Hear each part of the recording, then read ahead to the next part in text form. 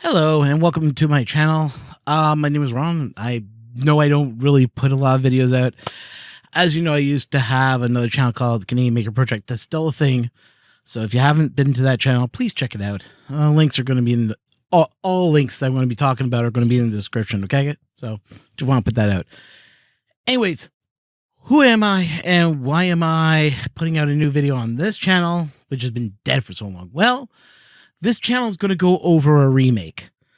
What do I mean by that? Well, right now I'm just still keeping this as my own channel, but once I'm able to finish what I want to finish, then I'm going to be switching it over to talking about one thing only.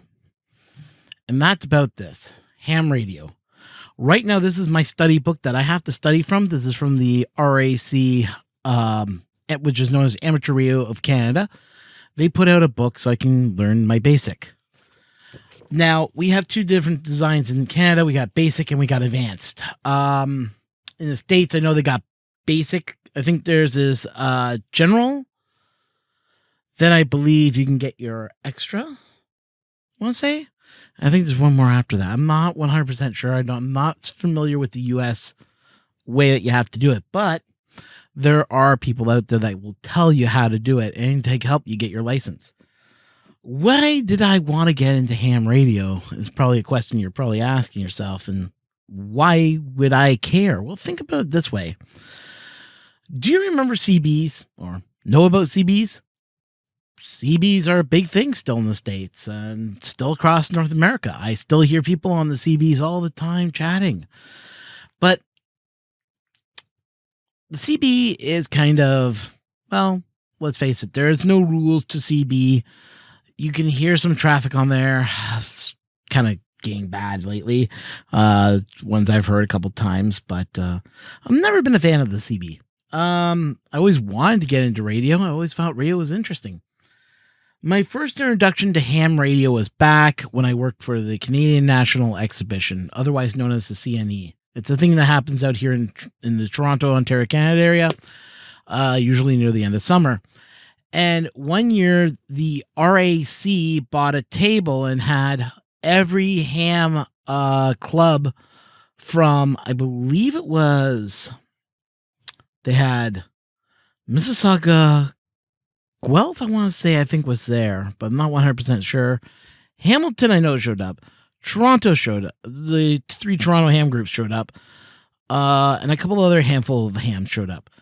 And they had their radio set up. They had, I believe it was 2 meter, 40 meter, I want to say 6 meter, but I'm not 100% sure. And I know that they had 80 meter just doing CW. When I went there, I was kind of amazed because they were talking to Great Britain at the time. I was like, you're talking to Great Britain? How? On this thing? On this little radio? They're like, yeah, we can contact that far away. I was like, wow. Oh, okay. I was like, and how does someone, get their license? And they're telling me you have to be over the age of 16, which I was at the time. I was just, I think it was 18 at the time. Not 100% remembering. Either it was 18 or 19. I can't remember the exact age. But they were saying, if you want to get your ham radio license, this is what you have to do.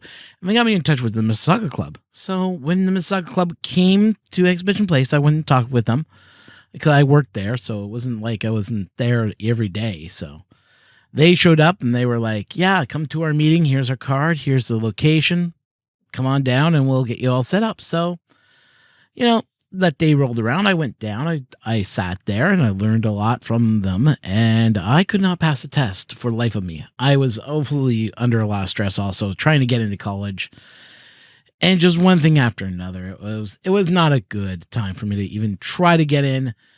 And over the years, I kind of forgotten a little bit about ham radio. And I always found it interesting that, I said to myself, well, we got the internet now. The internet can do everything. Well, the internet can't do everything. There are things in the internet that we can't do because we're not radio amateurs, because there are digital nets in the internet. That's right. Stuff like D-Star. I think DMR is another thing.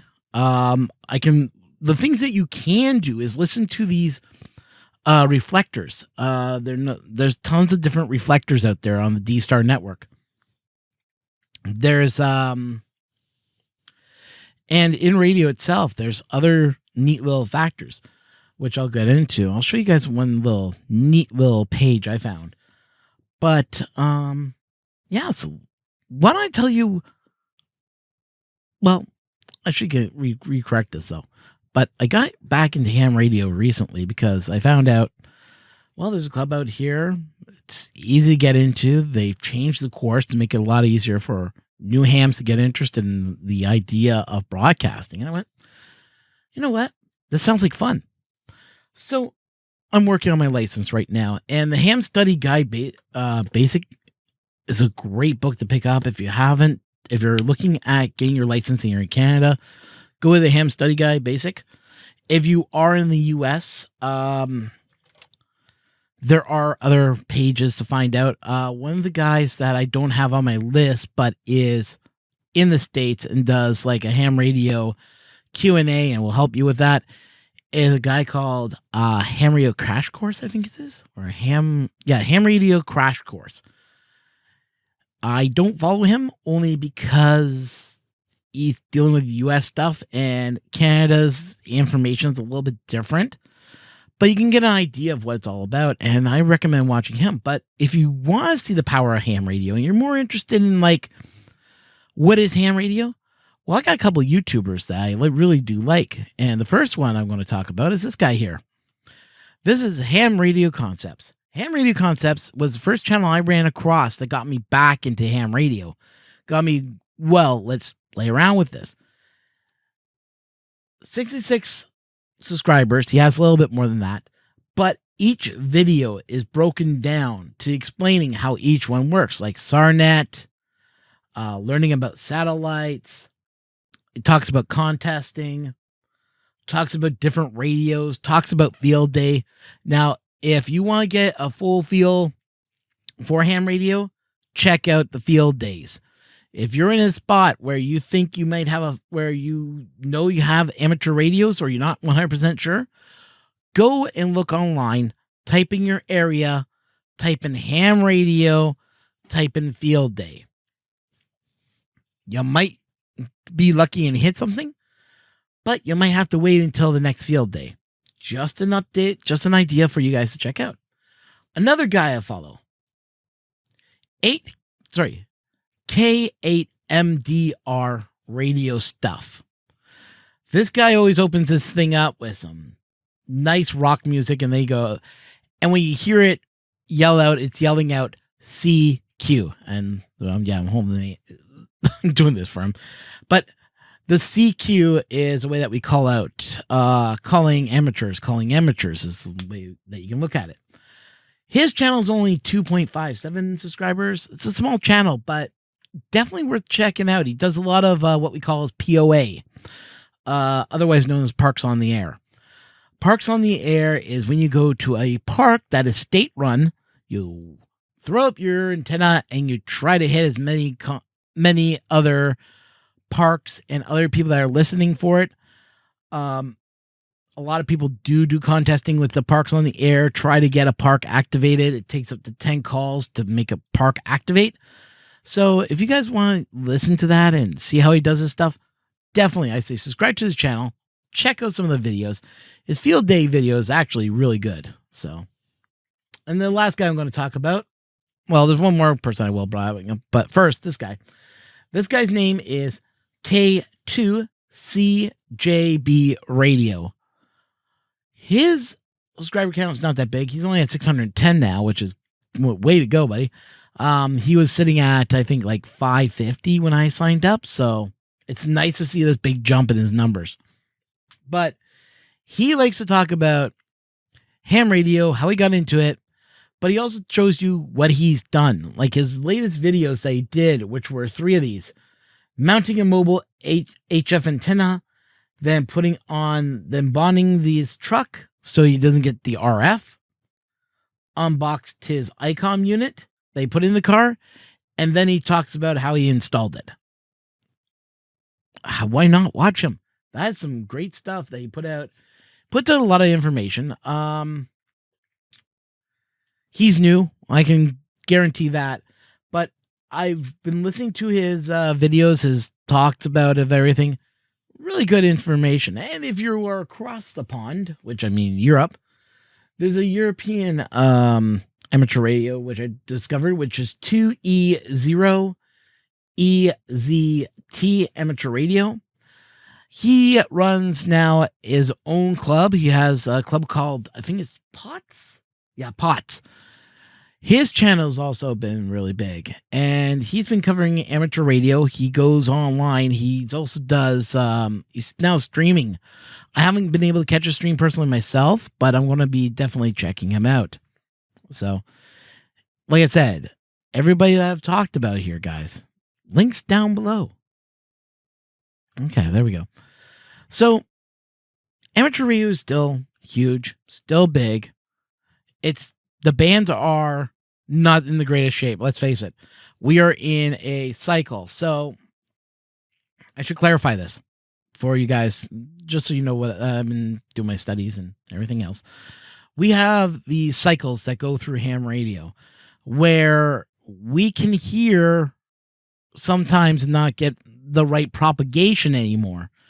Once we start getting into the solar cycles again and we start coming out of the bad, which we are now at the bottom here, so it's only going to get better as we go up. Every year it's going to get better. The bands are going to get better. More contacts are going to be able to be heard. You're going to have more ability to listen to others. And as we're going up and as the seasons go up, we're going to hear more people. You're going to be able to contact Great Britain. You're going to be able to hit all these weird countries that you never heard before. You're going to be able to hit them. Now, I myself, working on my license, I am with the Cambridge, and I'm getting my learning from the Cambridge Cambridge Amateur Radio Club. That is out here in Cambridge, Ontario, Canada. With them right now, I'm learning a lot of stuff. And once I get my license, I'll definitely let you guys know. But I will be trying to put up a video here and there. Like I said, once I have a break in my study time, I'll definitely put up a video. So I want to thank you all so much for watching. If you like what I'm doing and you're a little more curious, fire me off a comment. I do read them. I will reply back if I can, when I have the time. This is all time permitting, people. And I will definitely be putting up some videos here. If I don't get my license, I'll let you guys know. I didn't get it. I did not pass. I know what I need to study. And I'm going to have some friends, and we're going to sit down, and we're going to study this, and we're going to make sure I pass. So I want to thank you all for watching. And until next... Oh, and just let you know, 73 means all the best to you. And so I'll end it off with 73. And thanks for watching.